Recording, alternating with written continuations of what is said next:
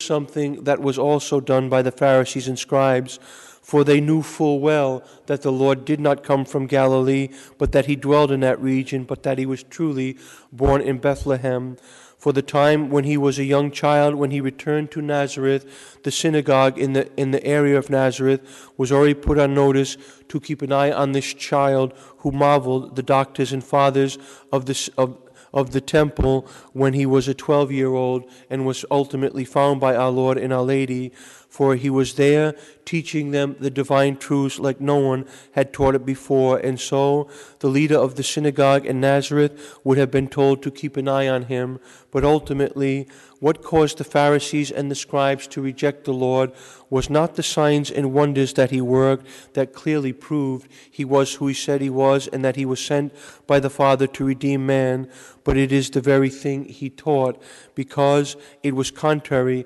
to what they were teaching, because ultimately they did not have their hearts and their minds set on the things that are to come, that is eternity in heaven, but rather they sought to build a kingdom in this world. And so, throughout the course of history, there will be many who will try to tell us who Christ is and where he is from. But it is not to them that we are to turn. We must constantly turn to Holy Mother Church and the sound doctrine of the Church. And so, during Lent, while we take on necessarily many added corporal penances, often we neglect that penance which that is most necessary, that is the sanctification of our intellect by feeding it with sound doctrine, that is the teachings of Holy Mother Church. And we can find this doctrine in many ways. It is essential that all have some catechism approved by the Holy Mother Church and study that, but we also learn the doctrine by reading the writings of the doctors and fathers, the encyclicals of the Pope, and good literature on the lives of the saints, for each one teaches us of the sound doctrine, and then through prayer we ask the Lord to give us the grace to communicate that doctrine to us in a way that it inspires our lives and causes us to go forth into the world witnessing true Catholic action, that is, the action that stands for the truth and holds out for each soul the mercy of God. For the Lord, even this day, is working for the conversion of the Pharisees and the scribes, as is noted by the introduction of Nicodemus, who was already well on his way to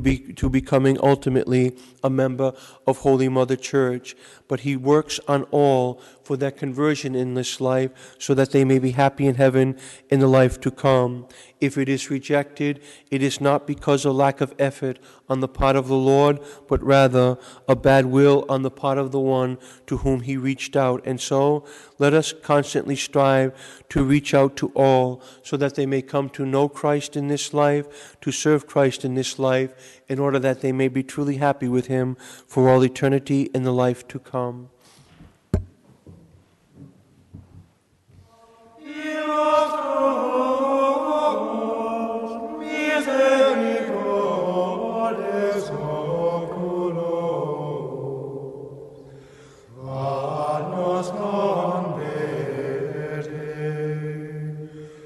Et Jesu